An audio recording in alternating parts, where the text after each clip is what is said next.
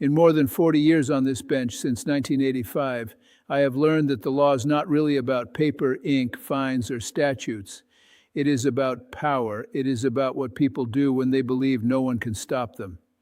I thought I had seen everything, but then one Tuesday morning something happened in my courtroom that still puts a weight on my chest when I think about it.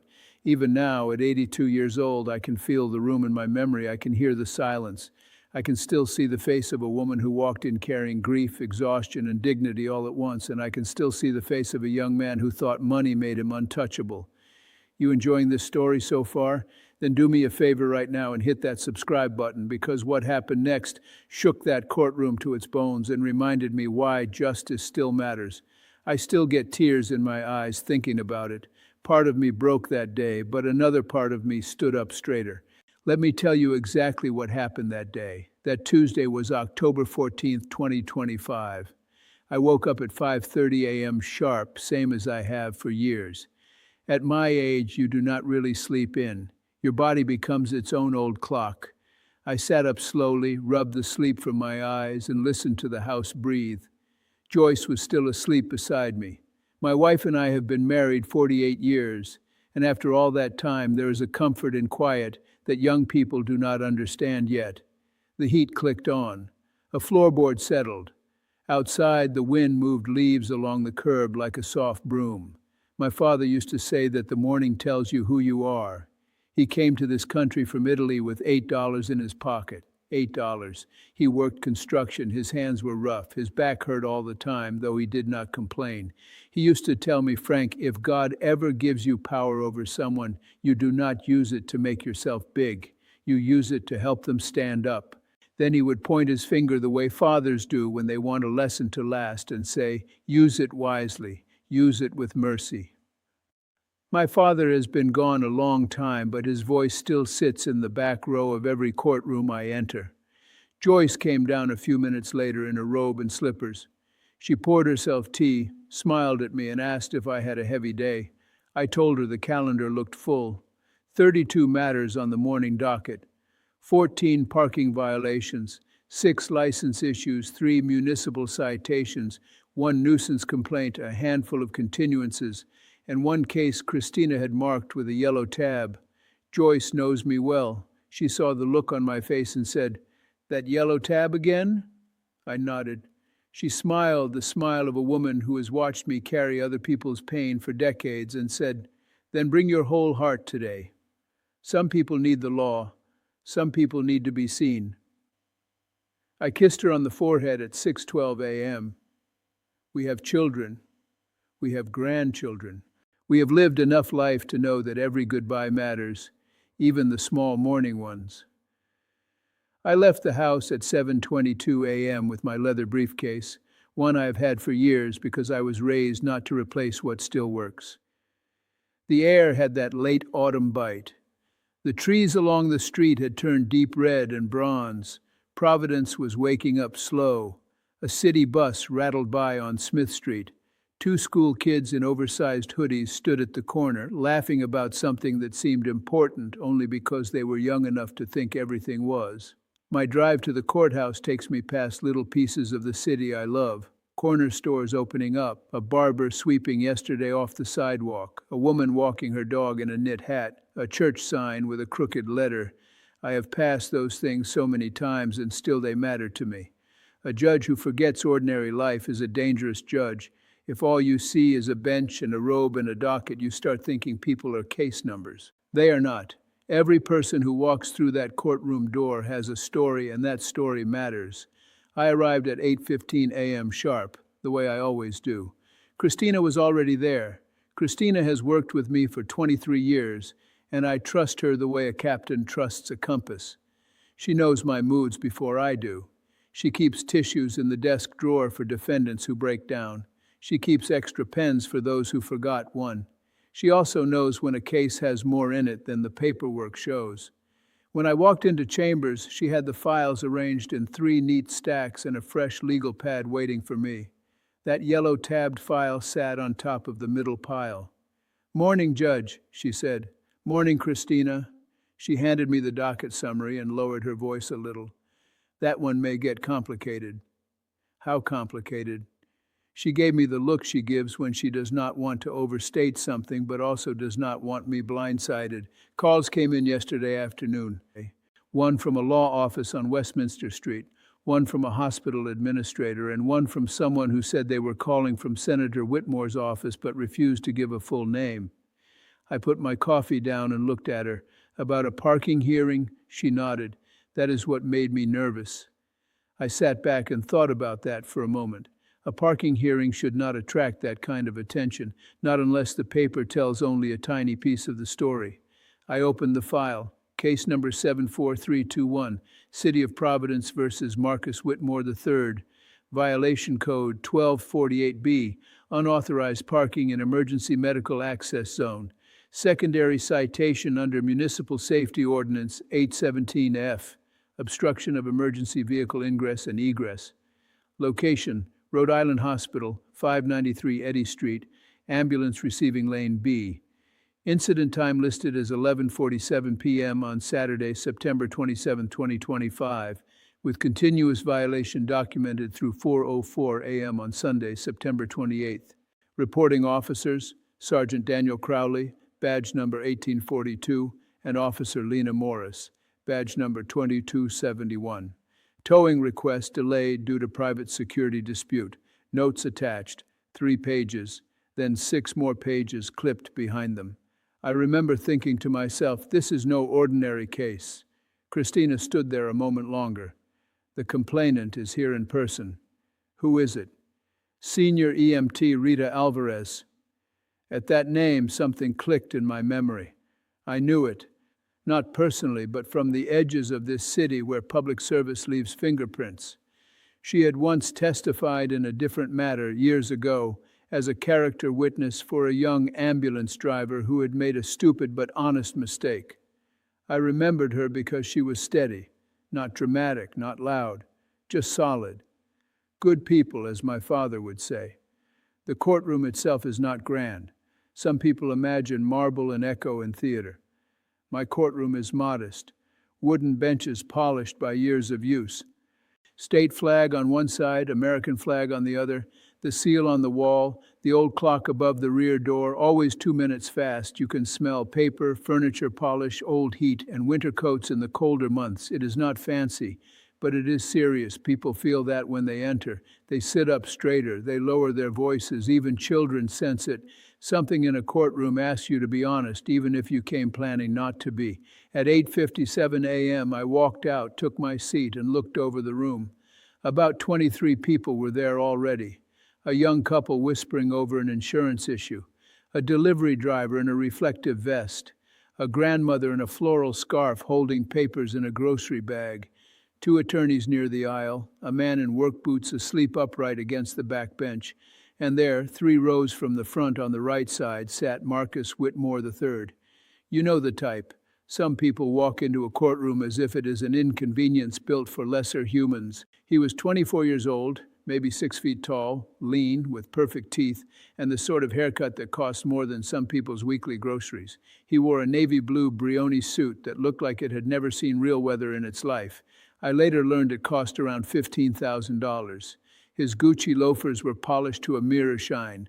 On his wrist was a rose gold Patek Philippe watch worth more than $60,000, a Hermes belt, a Louis Vuitton briefcase so pristine it looked borrowed from a magazine ad. He checked his phone every 20 seconds, not nervous, bored. Beside him sat his lawyer, a polished corporate attorney named Nathaniel Pierce from a firm on Westminster Street. Dark suit, white pocket square, silk tie. He had the calm face of a man who is paid very well to turn ugliness into procedure. Behind Marcus sat 2 men I took for handlers or family associates. One kept looking around the room like he did not like being near ordinary people.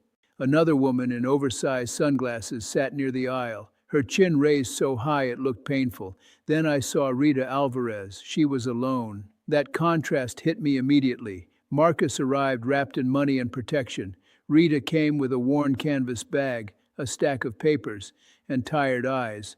She wore a wrinkled dark blue EMT uniform with a faint coffee stain near the left pocket. Her hair was pulled back in a simple ponytail. She looked like she had slept maybe 3 hours. The skin under her eyes had that gray shadow people get when life has asked too much of them for too long. And yet she sat upright, calm, hands folded, ready. There is a kind of dignity that hardship can polish into a person. She had that. We started with the ordinary cases. That is another thing people do not always understand. Even on dramatic days, the world comes in one case at a time. At 9:04 a.m., I heard a license reinstatement matter for a 19-year-old college student who had let his insurance lapse.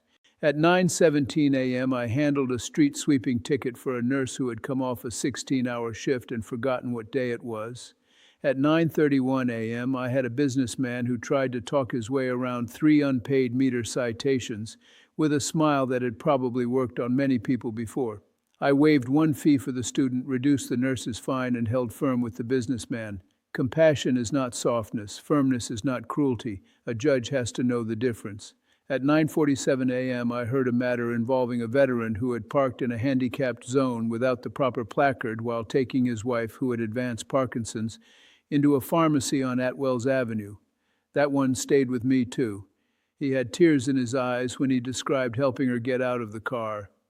I gave him a warning and told him to file the right paperwork that afternoon. The law should not punish chaos that comes from caregiving when intent is honest. I have learned over the years that discretion is a gift. Use it wisely. Use it with mercy. Between cases, I would glance up. Marcus kept leaning back, checking his phone, whispering, smirking once or twice. At 10:06 a.m., I saw him laugh at something on his screen while a single mother explained why she missed a payment after her landlord raised the rent by $275 in 1 month. That told me more about him than any file could. Rita never looked at him, not once. She stared ahead at the flags or down at her paperwork. Once Christina walked her a cup of water. Rita thanked her with a tiny nod, almost embarrassed to receive kindness. That also told me something. At 10:28 a.m., Christina brought me a note during a brief pause. "Hospital security officer here with supplementary records if needed," it read. I felt my attention sharpen. Supplementary records in a parking case. Now I knew for sure there was a deeper story. At 10:41 a.m., Nathaniel Pierce stood and asked if his client's matter could be taken out of order because of a pressing business commitment. I looked over my glasses and said, "Mr. Pierce, everyone in this room has a life waiting outside. Your client's time is not more valuable than theirs." A few people in the gallery shifted. Marcus rolled his eyes. I saw it. So did Christina. At 10:47 a.m., I called the case. Case number 74321, City of Providence versus Marcus Whitmore III. Marcus rose slowly, buttoned his jacket, and walked to the front with the smooth arrogance of someone who had rarely been told no. His lawyer stood beside him. Rita came forward from the other side and stood at the self-represented podium, papers in hand. Close up, she looked even more tired than she had from the bench. There was a small crack in the skin near one knuckle, the kind you get from gloves and sanitizer in cold weather. Her name patch read R. Alvarez. Her radio, clipped to her belt, had been removed, but the outline where it usually rested was still there. I read the matter into the record. This court is hearing a citation for unlawful parking in a clearly marked emergency medical access zone, to wit, ambulance receiving Lane B at Rhode Island Hospital, 593 Eddy Street, at approximately 11:47 p.m. on Saturday, September 27, 2025, continuing through 4:04 a.m. Sunday, September 28, 2025. Secondary allegation includes obstruction of emergency ingress during active patient intake. Reporting officers Sergeant Daniel Crowley, badge 1842, and Officer Lena Morris, badge 2271. "Mr. Whitmore, how do you plead?" Marcus did not answer right away because he was looking down at his phone. I waited. Then I said very clearly, "Mr. Whitmore, I need you to put your phone away and pay attention." He looked up like I had interrupted him during something important. "Sorry, Your Honor. This whole thing is ridiculous. Not guilty." His lawyer stepped in fast. "Your Honor, my client simply was not aware of the seriousness of the designated zone. We are prepared to resolve this matter efficiently." That phrase always interests me. Resolve this matter efficiently. Sometimes it means admit responsibility. Sometimes it means bury the truth under money before it has a chance to breathe. I looked at Marcus. Were you the operator of the vehicle in question? He shrugged. Technically, yes. Technically? It is my car, yes. What car? Bright orange Lamborghini Huracan STO. He said it the way some people say their own name, with pride, not a vehicle, an identity. I looked down at the report. Plate number matched. And you parked it in an ambulance bay. I parked it for a little while near a hospital entrance. My understanding is there was confusion. Rita's face did not change, but I saw her jaw tighten. That tiny movement told me she had heard too many versions of that lie already. I turned to her. Ms. Alvarez, you are here as the complaining witness. Please tell me in your own words what happened. She took a breath and looked at me, not at Marcus. Her voice was soft, professional, tired. Your Honor, I submitted everything in writing. I do not want to take up the court's time. I said, take the time. I want to hear it. She nodded. My name is Rita Alvarez. I am 52 years old. I am a senior EMT with Rhode Island Hospital. I have been there 23 years. On the night of September 27th, I was working a double shift. My regular hours were 3 p.m. to 11 p.m., but we were short 2 people, so I stayed on until 7 a.m. Around 11:47 p.m., when we were bringing in a patient from Warwick, I saw a bright orange Lamborghini parked across part of ambulance receiving lane B. It was angled over the red curb and blocking enough space that our unit had to stop short and back in awkwardly.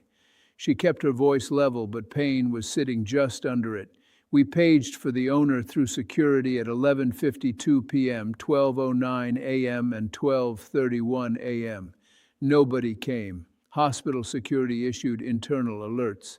The vehicle stayed there. At 1:18 a.m., another rescue came in with an elderly male, 78 years old, chest pain, then active cardiac distress. The crew had to delay unloading by about 90 seconds while they repositioned because the lane was partially blocked. 90 seconds is a long time when somebody's heart is failing. The room had become very quiet, she continued. That patient survived, but he almost did not.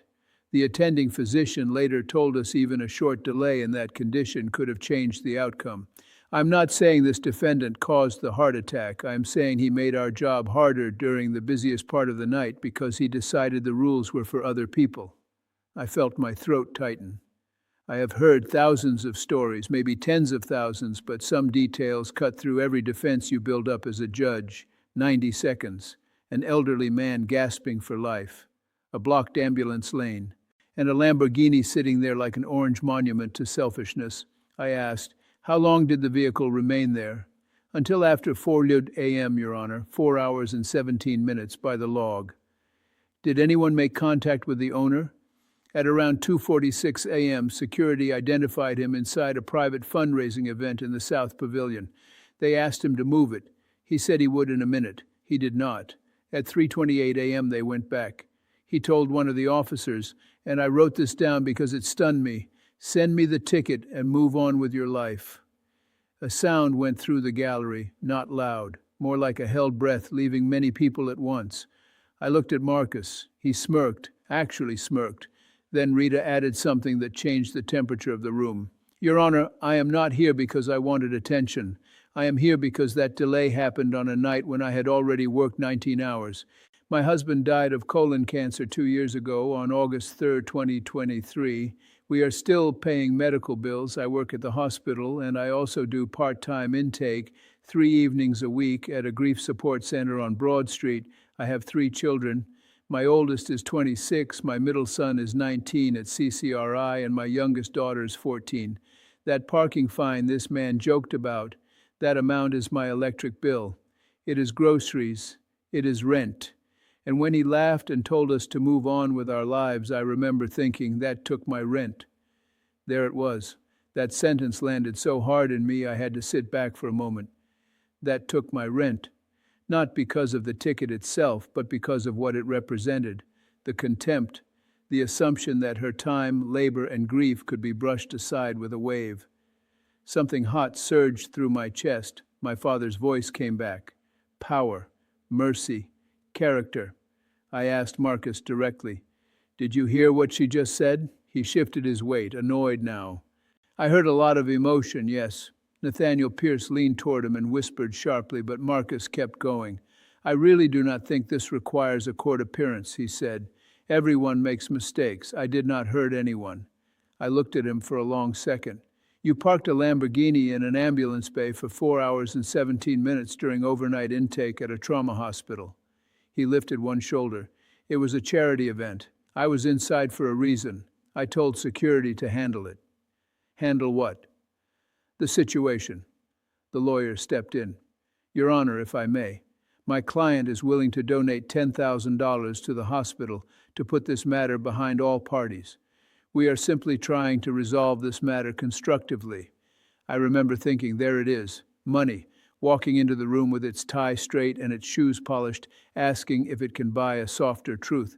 I have seen that move before, not always so openly. Sometimes it comes with better language. Sometimes it arrives in envelopes or favors or calls from important offices, but it is the same question every time. Does money change the weight of harm? I said, let me make sure I understand this correctly. Your client broke the law, obstructed emergency access, disregarded repeated warnings, and your defense is that his family can write a check. Respectfully, Your Honor, we are not framing it that way. I am, Marcus sighed like a bored student in detention. Can we not drag this out? That did it, not legally, emotionally, because in those 5 words was a whole world view. Can we not drag this out, as if a woman who had buried a husband, worked 2 jobs, and stood in my courtroom exhausted after years of service was wasting his morning? Let me pause here for just a second. Have you ever dealt with someone who thought they were above every rule, every line, every decent expectation? Someone who looked at your struggle like an inconvenience? If this story is getting under your skin the way it got under mine, leave me a comment because I read them. And if you believe people should be accountable no matter what last name they have, hit that like button for me. Before I tell you what I did next, you need to understand how much worse it was about to get. I asked Christina for the supplementary records. She brought them up with that calm face of hers, but I could tell she was disturbed. Tucked behind the hospital log was a parking history from city enforcement. 6 unpaid parking citations in the last 4 months. Dates listed June 11th, July 2nd, July 18th, August 9th, September 3rd, and September 27th. 3 of those were in emergency zones or fire lanes, 1 at Miriam Hospital, 1 outside a dialysis clinic on Prairie Avenue, 1 at a loading zone clearly marked for accessible transport. I looked at Marcus. This is not a one-time mistake, is it? Nathaniel Pierce answered before Marcus could. Your Honor, these are administrative matters. Some notices were sent to an outdated address. Christina handed me another sheet, not outdated. The address matched his registration on Blackstone Boulevard. I said, 6 unpaid citations in 4 months, 3 in emergency zones. Administrative? Marcus gave a little laugh. Parking in this city is impossible. There was a murmur in the gallery. That kind of statement can get under people's skin because everybody in a city understands parking frustration. But most people do not solve it by dropping a $300,000 car in an ambulance bay. Rita stood very still. She did not interrupt. She did not perform outrage. That quiet control made her stronger in the room, not weaker. Then Sergeant Crowley, who had been seated in the back waiting in case he was needed, stood when I called him, solid man, mid-40s, uniform pressed. He testified that at 3:31 a.m. he personally instructed Marcus Whitmore III to move the vehicle or face tow and citation. According to Crowley, Marcus responded, "Do you know who my uncle is?" Crowley said yes, he knew exactly who Senator Richard Whitmore was, and no, that did not matter. Marcus then laughed and said, "It matters to people who like their jobs." Now the lawyer's jaw was tight. He whispered again to Marcus, more urgently this time. Marcus stopped smirking. I asked Sergeant Crowley, "Was the tow completed?" "No, Your Honor. Hospital administration intervened at approximately 3:42 a.m. and requested a short delay, pending a donor relations concern." That phrase stopped me cold. A donor relations concern? Yes, sir. Who conveyed that? An administrator named Thomas Beller, according to my notes. I wrote the name down. Here was another layer. Pressure from above. A hospital worried about donor relations while ambulances were maneuvering around a luxury sports car. You start seeing how systems bend. Not always from bad people. Sometimes from fearful people. That matters too. Then Officer Lena Morris testified. Young officer, clear voice. She had body camera notes and parking photos. She confirmed the car had been angled over the red-painted curb labeled emergency vehicles only and partially into the cross-hatched loading area. She also confirmed Marcus appeared to have no sign of distress, confusion, or medical emergency. He was, in her words, social, dismissive, and verbally resistant. She said he smelled like expensive cologne and champagne. Funny what details stay with officers. They remember scents and tone as much as words. I watched Marcus carefully as each new fact came in. First smug, then annoyed, then a little tight around the mouth. His right knee started bouncing. He began to understand this was not getting bought and wrapped by lunch. The gallery felt different too. People were leaning in now. A woman in the second row shook her head slowly. The man in work boots was fully awake. Christina had her pen poised but not moving for a few seconds, listening hard. Rita kept both hands on the edge of the podium, almost as if grounding herself. Then Christina approached with one more item. Judge, she said softly, hospital security recovered public social media content from the incident window. I remember the sensation in my body. Not surprise exactly, more like dread sharpening into shape. Because when arrogance lives online, it often tells the truth before the courtroom does. I said to bring it here. It was a printed color screenshot and a phone copy on a secure display. Instagram, public account, Marcus W3 official, timestamp, 12:14 a.m., September 28, 2025. Geotag, Rhode Island Hospital South Pavilion Gala. In the photo, Marcus was leaning against the hood of that bright orange Lamborghini Huracan. Behind him, plain as day, was the red curb and the ambulance lane sign. He held a champagne flute up toward the camera. There were city lights reflected in the windshield. In the background, if you looked carefully, you could see an ambulance trying to angle past. The caption read, "Park where you want when the Whitmore name opens doors. Cry about it." Family first. Rules for regular people. For a second, I just stared. I felt shock first, pure shock. Then a cold anger. Then sadness, because no child is born believing other human beings are beneath them. That poison gets taught, fed, rewarded. I thought of my father climbing scaffolding with sore hands. I thought of Rita standing at midnight in a stained uniform trying to save a 78-year-old man's life. I thought of how easy it is for privilege to rot into contempt when nobody interrupts it. I asked Christina to have the screen displayed on the courtroom monitor. When the image appeared for everyone to see, the whole room reacted at once. Gasps. One woman said, "Oh my God," under her breath. Nathaniel Pierce closed his eyes for a second like a man watching his fee dissolve. Marcus looked at the screen, then away, then back again. Rita saw it too. She did not cry. That somehow broke me more than if she had. Her lips parted just slightly. Her eyes lost focus for a second. She looked not surprised but confirmed, as if the worst thing about cruelty is not discovering it, it is recognizing it. I said very quietly, "Mr. Whitmore, is that your Instagram account?" Nathaniel Pierce jumped in. "Your Honor, social media is often taken out of context. Young people use exaggerated language. We would caution against overreading." I cut him off. "Is that your client's account?" Marcus spoke before the lawyer could stop him. "Yes, but it was a joke." "A joke?"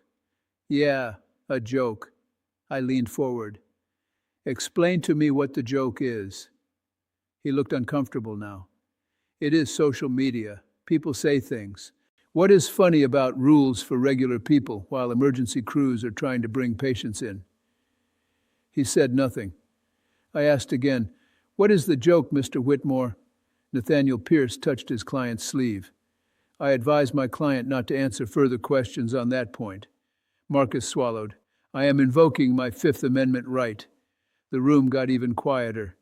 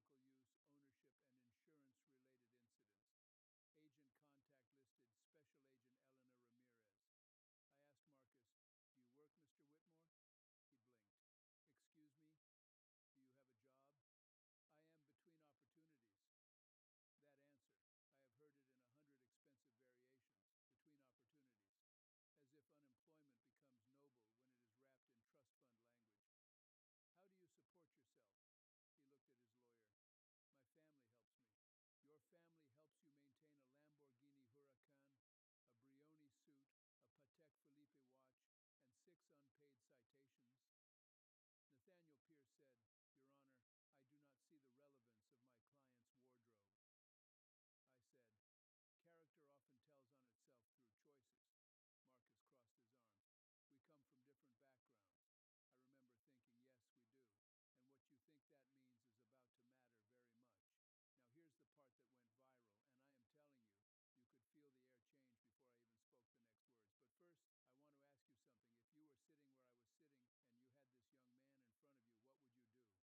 through choices. Marcus crossed his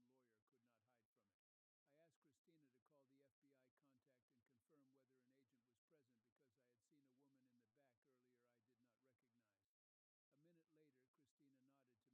think that means is about to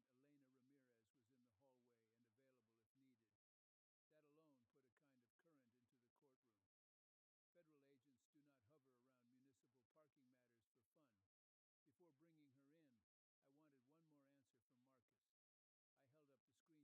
very much. Now here's the part that went viral, and I am telling you, you could feel the air change before I even spoke the next words. But first, I want to ask you something. If you were sitting where I was sitting and you had this young man in front of you, what would you do? Leave me a comment and tell me, because I really do want to know. And stay with me, because the next thing he said was so ugly that even his own lawyer could not hide from it. I asked Christina to call the FBI contact and confirm whether an agent was present, because I had seen a woman in the back earlier I did not recognize. A minute later, Christina nodded to me. Special Agent Elena Ramirez was in the hallway and available if needed. That alone put a kind of current into the courtroom. Federal agents do not hover around municipal parking matters for fun. Before bringing her in, I wanted one more answer from Marcus. I held up the screenshot. Mr. Whitmore, did your family name protect you that night? He stared at the photo. I do not know what you mean. Did someone intervene to keep your vehicle from being towed? I'm not aware. Did you or anyone acting for you attempt to influence hospital administration? I am invoking my rights. Nathaniel Pierce jumped in again. Your Honor, my client has been advised. Yes, I said, I can see that. Then I looked at Rita. Ms. Alvarez, after the incident, were you contacted by anyone from the hospital? She nodded. Yes, Your Honor. On Monday, September 29th at 2:10 p.m., I was called into a meeting with administration. I was asked whether I wanted to informally resolve the matter. They mentioned a possible donation to the EMT Holiday Fund and said maybe we did not need to escalate. I said no. I said the lane was blocked and patients were delayed and I wanted the report to stand. I asked, who was in that meeting? Thomas Beller from administration and another woman from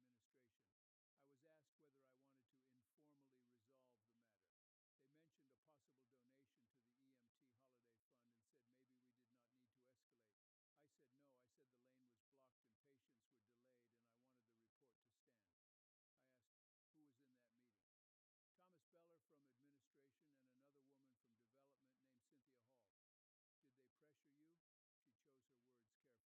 She chose her words carefully. They wanted the problem to go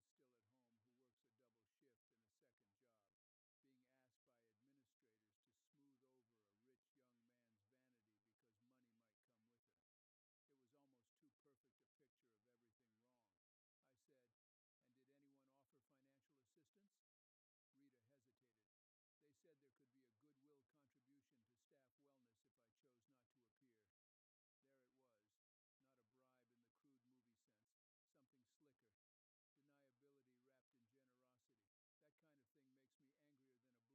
sat back and thought about that. A widow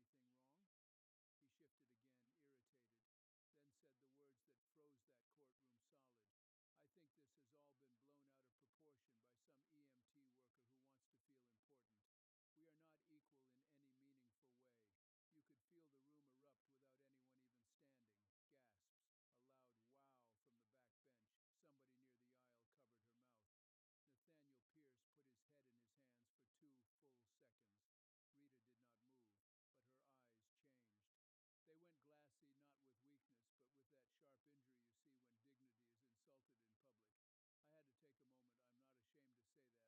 I felt my blood pressure tick up.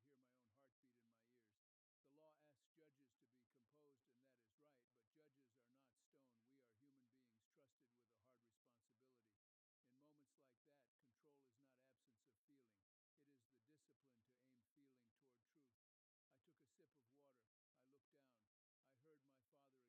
Use it wisely. Use it with mercy. But mercy is not the same as surrender. Mercy without accountability is permission for the strong to keep crushing the weak. I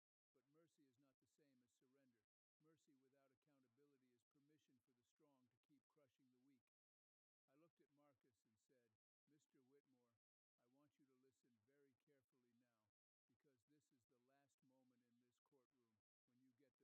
you to listen very carefully now, because this is the last moment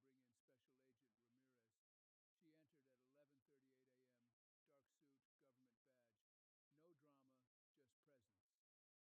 Then I asked Christina to bring in Special Agent Ramirez. She entered at 11:38 a.m., dark suit, government badge. No drama, just presence. She stood at counsel table and identified herself for the record as Special Agent Elena Ramirez, FBI Financial Crimes Division. She stated that her office had an open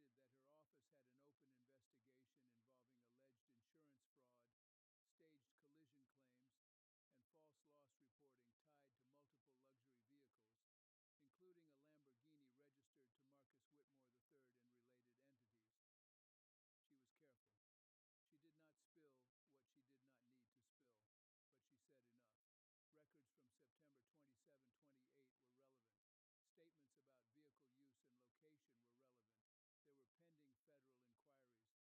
power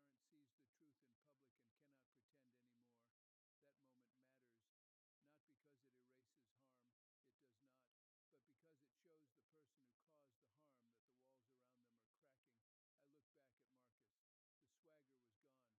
shifted.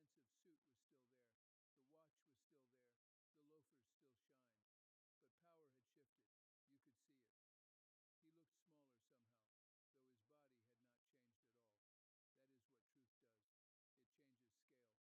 He looked smaller somehow, though his body had not changed at all. That is what truth does. It changes scale. I said, "Mr. Whitmore, a few minutes ago you told this court that you and Ms. Alvarez are not equal in any meaningful way." He said nothing. "You are right. You are not equal." His head lifted a little, confused. I continued, "She is worth 10 of you." The room went dead still again, but this time it was a different silence. Not shock, recognition. I said, "Let us compare since you invited comparison. Ms. Rita Alvarez is 52 years old. She has spent 23 years serving this city as a senior EMT. She worked a double shift that night while still carrying the grief of losing her husband to cancer on August 3rd, 2023. She is raising 3 children. She works a second job at a grief support center because bills do not stop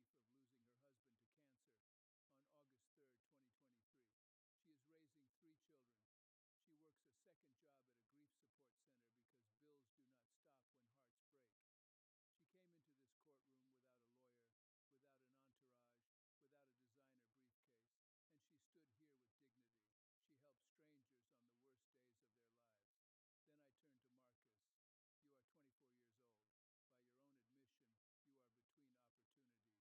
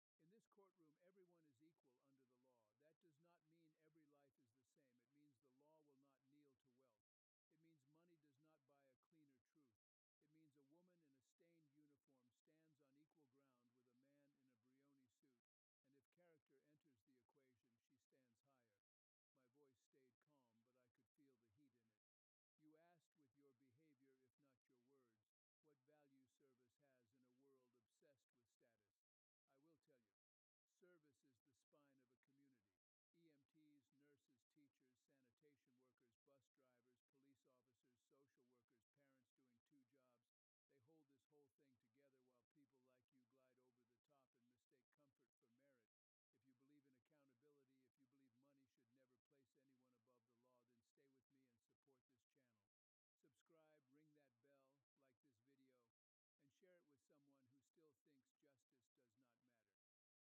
accountability, if you believe money should never place anyone above the law, then stay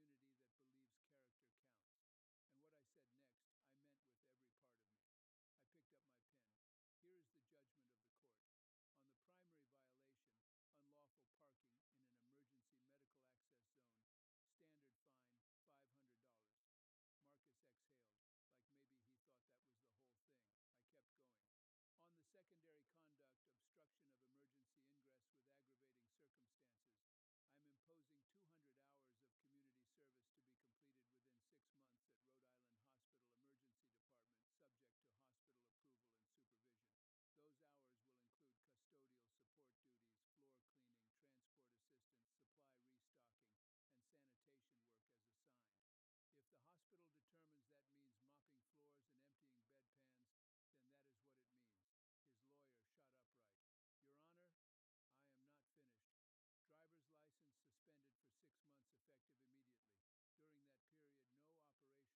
said next, I meant with every part of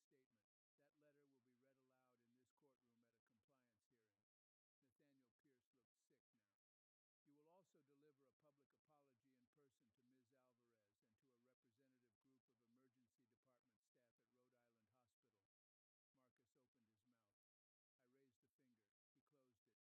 I picked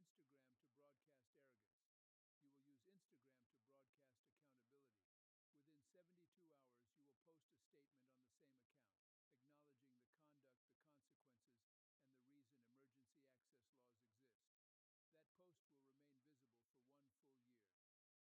replies.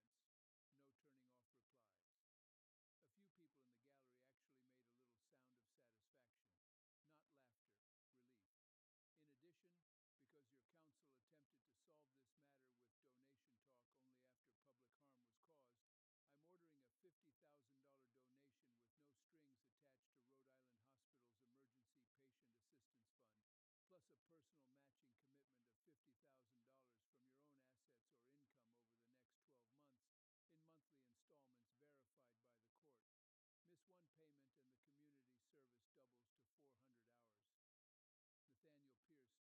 installments verified by the court. Miss one payment and the community service doubles to 400 hours. Nathaniel Pierce started to object again. I looked right at him and he sat down. I finished. And let me be plain. Nothing in this sentence limits any federal inquiry, any hospital disciplinary review, or any civil consequence that may follow. This court deals with the violation before it. Life deals with the rest. Then I brought the gavel down with a sharp crack that seemed to split the silence in half. At 12:02 p.m., before anyone had fully recovered from the sound of that sentence, Special Agent Ramirez stepped forward again. Your Honor, with the court's permission, I need to serve Mr. Whitmore with notice regarding preservation obligations and request immediate surrender of any passport pending federal review. Marcus turned so fast his chair scraped the floor. Ramirez was not theatrical. She handed the papers to counsel and said, Mr. Whitmore, you are not under arrest at this time. You are, however, instructed not to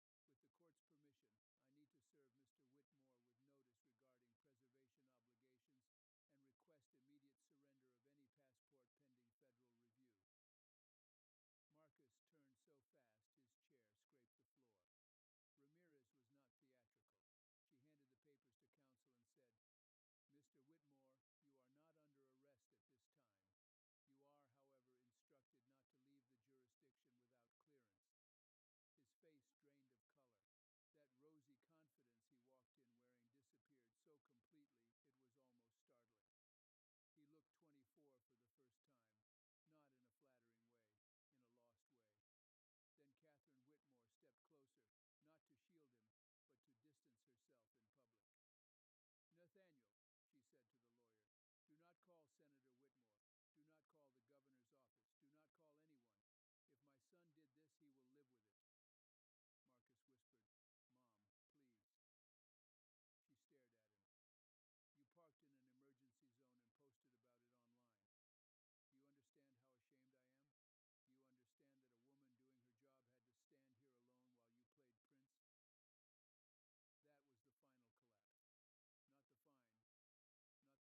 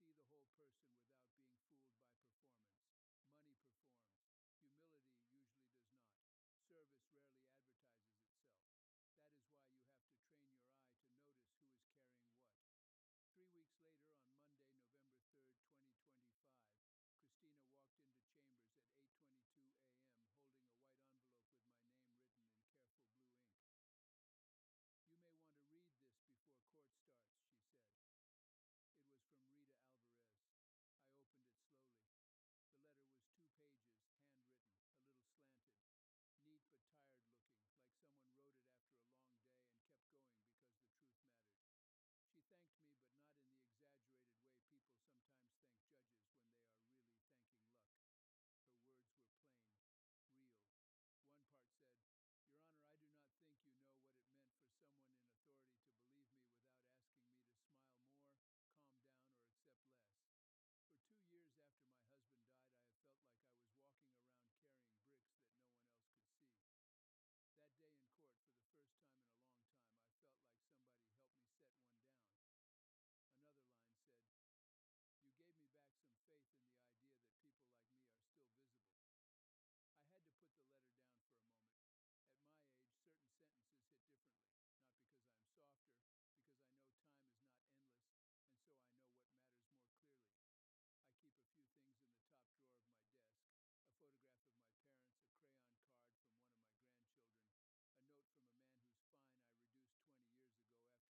There was Rita. She looked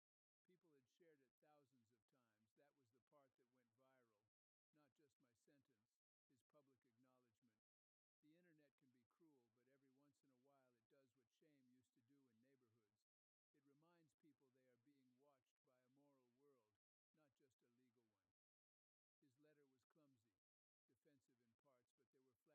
Life does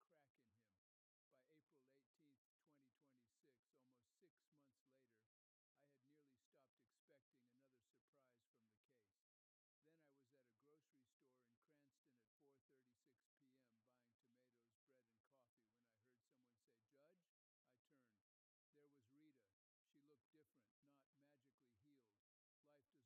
smiled at each other like people who had met at a hard crossroads, and then somehow recognized one another in gentler weather. "How are you?" I asked. "Some days are still very hard," she said, "but I'm finding my way." That line hit me because it was honest,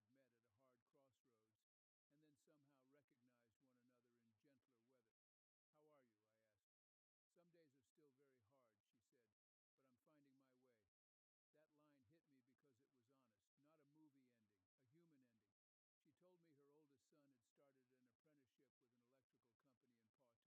school. Her daughter had made honor roll. The hospital had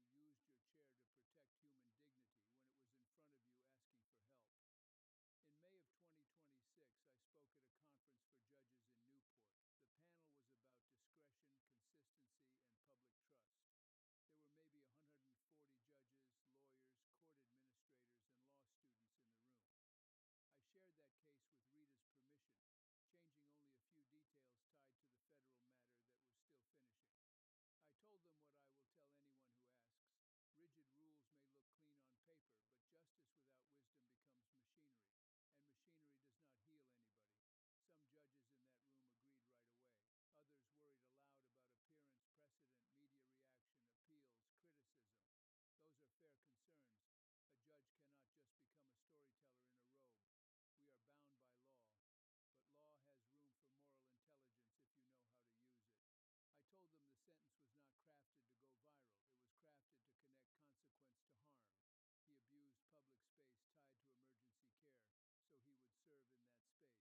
appeals, criticism.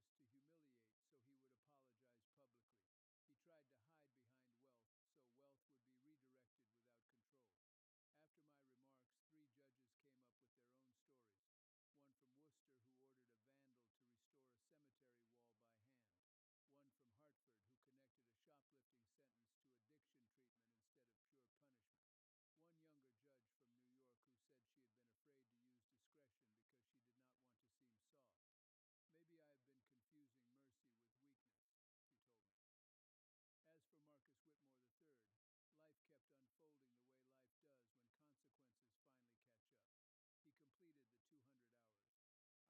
apologize publicly. He tried to hide behind wealth, so wealth would be redirected without control. After my remarks, 3 judges came up with their own stories. One from Worcester, who ordered a vandal to restore a cemetery wall by hand. One from Hartford, who connected a shoplifting sentence to addiction treatment instead of pure punishment. One younger judge from New York who said she had been afraid to use discretion because she did not want to seem soft. Maybe I have been confusing mercy with weakness, she told me. As for Marcus Whitmore III, life kept unfolding the way life does when consequences finally catch up. He completed the 200 hours. I know because the hospital supervisor submitted the logs. He mopped floors, he restocked gloves. He transported supply carts, he emptied bio-bins under supervision. He did not enjoy it. Good. It was not meant to entertain him, it was meant to educate him. His license remained suspended the full 6 months. The payments were made on time, all $100,000. Then in February of 2026, he entered a guilty plea in federal court on one count tied to an insurance fraud scheme involving staged vehicle loss claims. He served a short custodial sentence after that, not long enough to erase what he had been. Long enough, I hope, to interrupt it. If this story meant something to you, if you believe in equal justice tempered with mercy the way I do, then do me a favor. Hit that like button and subscribe to this channel. Turn on that bell icon